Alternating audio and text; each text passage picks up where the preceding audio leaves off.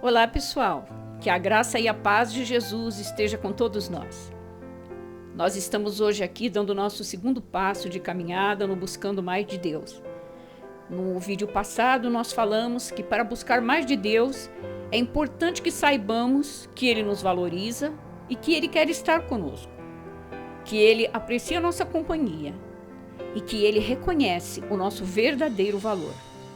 Estar conosco é tudo o que Deus quer.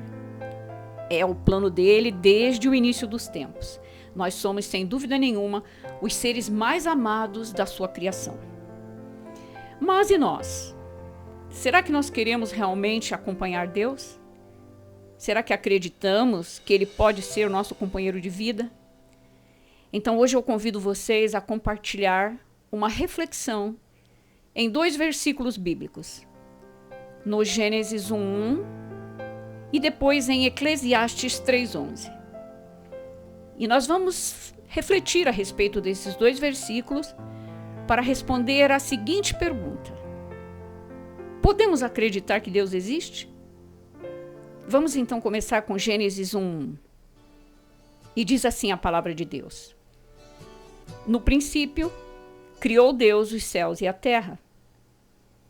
E nesse primeiro versículo desse primeiro livro da Bíblia, que é o Gênesis, o autor sagrado, ele nos leva para uma viagem no tempo. Ele nos leva para além do limite do tempo, para esse momento da eternidade em que tudo começou, para o princípio.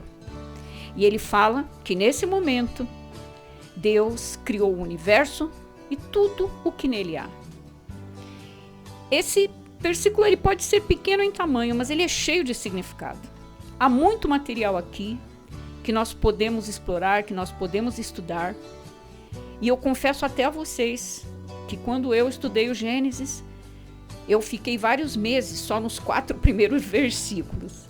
De tanto material, de tanto significado que eles têm para que nós possamos aprender. Mas nessa reflexão, eu gostaria que nós atentássemos apenas para um fato, que nós focássemos apenas o fato de que a Bíblia não tem início com um argumento em favor da existência de Deus. Ela não começa dizendo que Deus existe por causa disso ou daquilo, que essa ou aquela são as explicações para a existência de Deus. Não.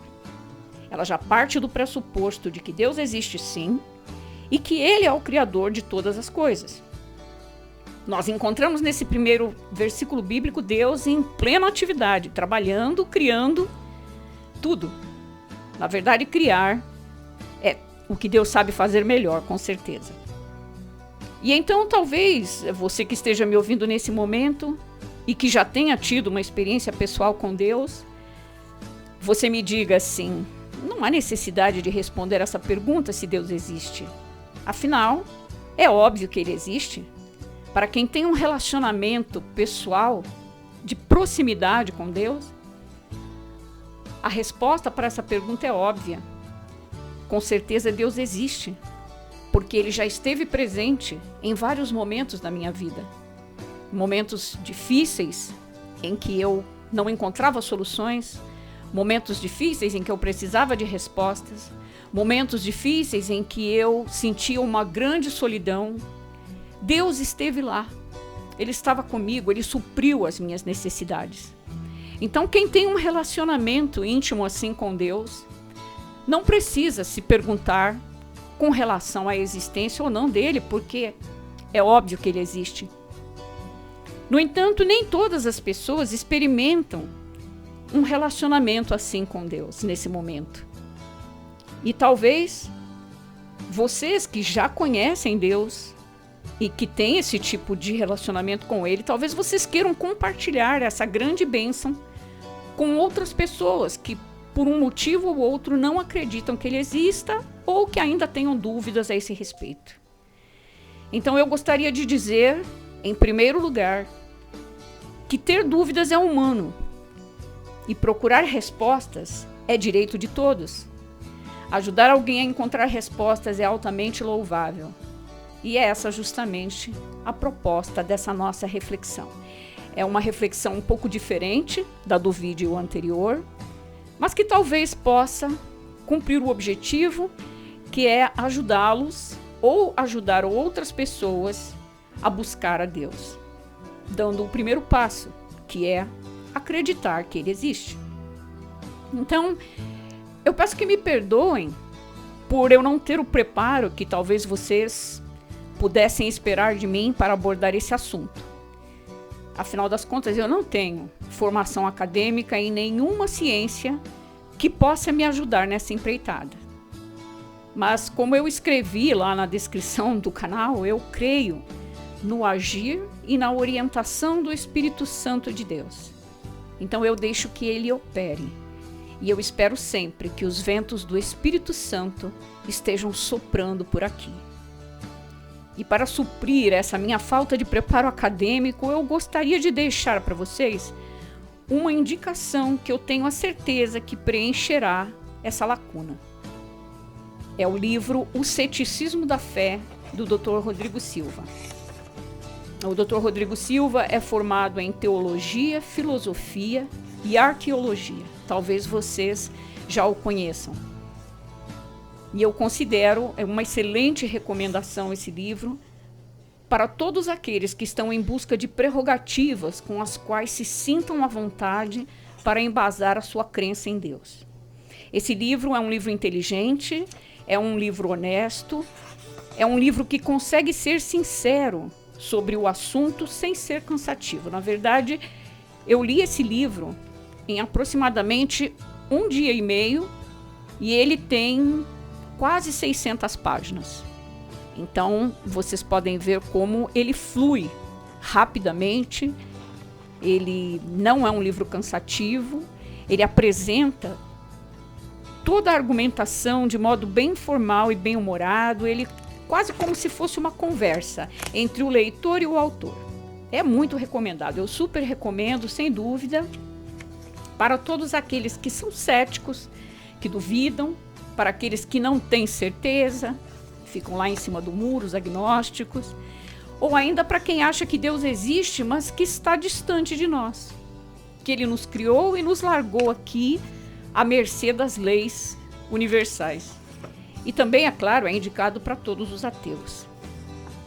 Então, uma vez indicada uma fonte confiável para atender os possíveis questionamentos que vocês tenham, eu gostaria apenas de compartilhar uma reflexão minha a esse respeito. Algo que é pessoal, algo que é meu. E eu penso da seguinte forma, algo que eu gostaria de colocar para vocês, que além da beleza e perfeição encontradas na natureza, existe uma prova indubitável de que Deus existe, que é a nossa necessidade de eternidade. Com certeza a natureza é uma das primeiras provas da existência de Deus. Na natureza tudo se encaixa perfeitamente. A beleza, criatividade, funcionalidade e, acima de tudo, ordem. É uma coisa que, por si só, já seria difícil de ocorrer uma vez. Então, as pessoas que acreditam que o universo aconteceu por um acaso, prestem bastante atenção em todos esses itens da natureza, em toda a funcionalidade, toda a ordem, toda a perfeição, e pensem que não é fácil que isso tenha acontecido por um acaso. E se foi um acaso, não foi um só, foram vários. Porque a cada criação de cada novo ser, nós encontramos essa mesma ordem, essa mesma beleza, essa mesma criatividade, essa mesma perfeição. Então esse acaso teria que ter sido repetido inúmeras vezes. E se vocês sabem que é difícil que um raio caia em cima de um ser humano, dependendo, é claro, do lugar em que ele esteja, mas é difícil um raio cair em cima de um ser humano, mais difícil ainda que um raio caia novamente no mesmo lugar. Imaginem então a probabilidade de tanta perfeição, de tanta ordem acontecer por acaso inúmeras vezes, né? Isso, com certeza, não é obra do acaso, isso sim é obra de Deus. Essa é a minha opinião. E com relação à segunda argumentação, Então é exatamente sobre a questão de o nosso ser ansiar tanto pela eternidade. Vocês já pensaram nisso? Que no nosso dia a dia nós estamos sempre envolvidos com a busca pelo bem-estar eterno.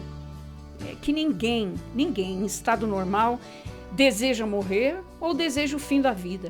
Mesmo quem acredita que existe vida após a morte, no sentido de reencarnação, e há alguns que acreditam dessa forma, alguns, ou talvez até muitos, mesmo essas pessoas, elas não desejam experimentar a morte. A velhice, então, essa é cada dia enfrentada com novos métodos de rejuvenescimento. Sempre nós tentamos retardar a velhice porque nós queremos viver para sempre. E nós vamos. Se nós aceitarmos Jesus como nosso único Senhor e Salvador, como Filho de Deus, nós teremos realmente a vida eterna. Mas somente nesse caso. Porque nessa vida material, nessa dimensão em que nós estamos agora, é impossível. Nós sabemos que todos estamos aqui e que nós estamos fadados a morrer um dia. Então, se é assim, de onde vem em nossa mente essa necessidade da eternidade? E eu penso da seguinte forma: nós só sentimos falta de coisas que existem. Por exemplo, nosso corpo sente necessidade de vitamina A porque existe vitamina A na natureza. Ele sente falta de vitamina B porque existe vitamina B na natureza. Nós sentimos falta de amor porque há pessoas que podem nos suprir com amor. O nosso corpo não sente falta daquilo que não existe, porque senão ele morreria, claro, né? Seria como ter um pulmão, mas não ter oxigênio para o pulmão funcionar. Mas se nós só sentimos falta de coisas que existem, por que então nós sentiríamos essa necessidade de ser eternos se ninguém jamais viveu eternamente? Existe então em nós uma carência que tem a forma da eternidade, uma carência que tem a forma de Deus. E se essa carência existe, é porque existe uma forma de preenchê-la. Então, Deus existe. Essa é a minha opinião, essa é a minha conclusão. Essa, para mim, além das maravilhosas obras que a natureza nos apresenta, é uma prova indubitável de que Deus existe. E olha só, a Bíblia nos confirma isso. No segundo versículo que eu mencionei lá no início, Eclesiastes 3:11, a palavra de Deus diz assim: Ele fez tudo apropriado a seu tempo. Também pôs no coração do homem o anseio pela eternidade. Então, na Bíblia está clara a resposta para essa pergunta. Nós temos necessidade de ser eternos porque Deus colocou em nós esse anseio pela eternidade. Mas olha só, crer que Deus existe é apenas o começo. Deus não fica satisfeito com um mero reconhecimento da sua existência, não. Ele quer um relacionamento pessoal e dinâmico conosco. É esse tipo de relacionamento que transforma as nossas vidas e que nos promove uma vida com propósito. E como eu falei na descrição lá do canal, eu não tenho a pretensão de entrar no campo da teologia, embora eu tenha estudado um pouco sobre o assunto e saiba que o conhecimento de Deus que a teologia propõe é também partindo do pressuposto de que Deus existe e de que acreditamos nessa existência pela fé. Na verdade, a nossa fé, muitas vezes, ela é humilhada por conta da falta de argumentos que nós temos, falta de conhecimento que nós temos da palavra para defendê-la. Então, essa nossa fé em Deus, ela não é uma fé cega, ela é baseada em provas. Nós podemos dizer às pessoas que existem provas para a nossa fé. E essas provas, onde é que elas estão? Elas estão principalmente na Bíblia. Além, é claro, das provas visuais que encontramos na natureza, das provas argumentativas, lógicas, que nós podemos encontrar em vários livros, e da experiência, claro, que nós temos com Deus. Nós podemos encontrar as provas para a existência de Deus, principalmente na Bíblia. E aí é que nós chegamos, então, à segunda pergunta. Será que nós podemos acreditar na Bíblia? Será que nós podemos acreditar no que está escrito na Bíblia? Mas isso já é assunto para o nosso próximo vídeo, tá bom? Então, até lá, que a graça e a paz de Jesus esteja com todos vocês. Espero que essa reflexão tenha sido bênção na vida de vocês, seja muito proveitosa, seja dirigida pelo agir do Espírito Santo na vida de todos. Até mais, pessoal!